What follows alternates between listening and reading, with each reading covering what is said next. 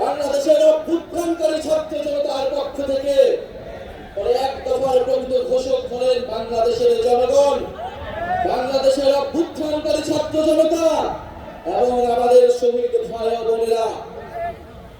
আমাদের এই এক দফা ঘোষণার একটা ঐতিহাসিক প্রেক্ষাপট ছিল। 1/11-এর সময় থেকে আওয়ামী ফ্যাসিবাদের ভিত্তি তৈরি করা হয়েছিল।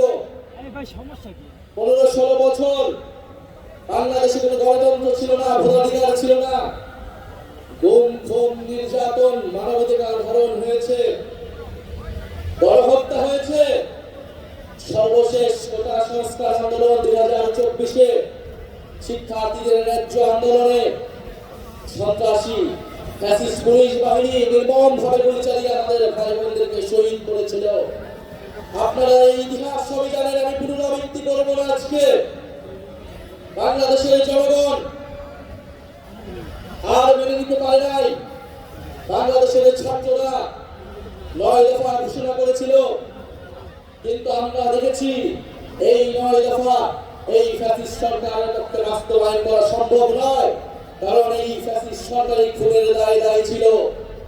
ফলে বাংলাদেশের জনগণ নিজে দায়িত্ব নিয়ে নিয়েছিল, দায়িত্ব নিয়ে তারা 1 দফা ঘোষণা করেছিল ফ্যাসিবাদী ব্যবস্থার বিলোপ এবং নতুন রাজনৈতিক বন্দোবস্ত।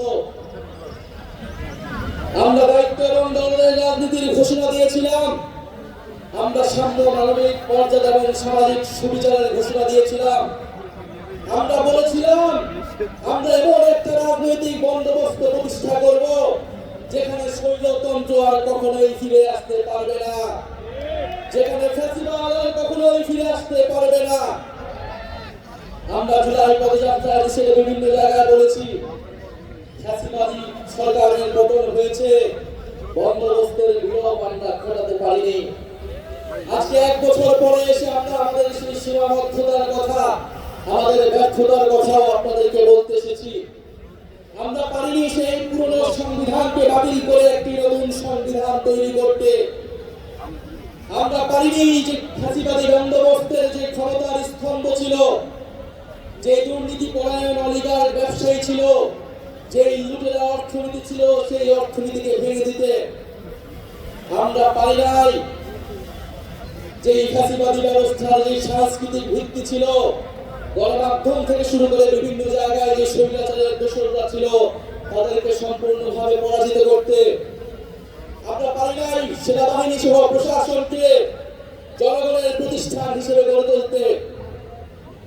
আমরা আমাদের ব্যর্থতার কথা স্বীকার করেই আজকে আবার এই শহীদ মিনারে সমবেত হয়েছি আমাদের ভবিষ্যৎ কর্মসূচি নির্ধারণ করতে, আমাদের ভবিষ্যৎ বাংলাদেশের জন্য শপথ নিতে। সঙ্গে আমি সাথী ও বন্ধুগণ, বিগত 1 বছর আগে 1 দফার ঘোষণায় আমাদের সাথে অনেক পক্ষ ছিল, আজকে যারা নেই। আমরা আজকের দিনে তাদেরকে স্মরণ করছি। জুলাই গণঅভ্যুত্থানে অংশগ্রহণ করা ফ্যাসিবাদ বিরোধী সকল রাজনৈতিক দল, সকল ছাত্র সংগঠন, আমাদের শিক্ষা প্রতিষ্ঠান, স্কুল কলেজ মাদ্রাসা প্রাইভেট বিশ্ববিদ্যালয়, আমাদের নারীরা, আমাদের প্রবাসী ভাই বোনেরা, আমাদের সর্বোপরি শহীদ হয়েছে যে সকল ভাই বোনেরা, তাদের পরিবারের সদস্যবৃন্দ এবং আহত যোদ্ধারা এবং বাংলাদেশের প্রতিটি প্রান্তে যারা জুলাই গণঅভ্যুত্থানে অংশগ্রহণ করছেন তাদেরকে স্মরণ করে আমি আমার বক্তব্য শুরু করছি আনুষ্ঠানিকভাবে। এই বক্তব্য একটু দীর্ঘ হবে, আপনারা মনোযোগের সহিত শুনবেন। আমরা ভবিষ্যতে কি রাজনীতি করব, আমরা কেমন বাংলাদেশ তৈরি করতে চাই, তার রূপকল্প আছে আজকের এই বক্তব্যে। বিসমিল্লাহির রহমানির রহিম। প্রিয় বাংলাদেশ, আজ থেকে ঠিক 1 বছর আগে এই শহীদ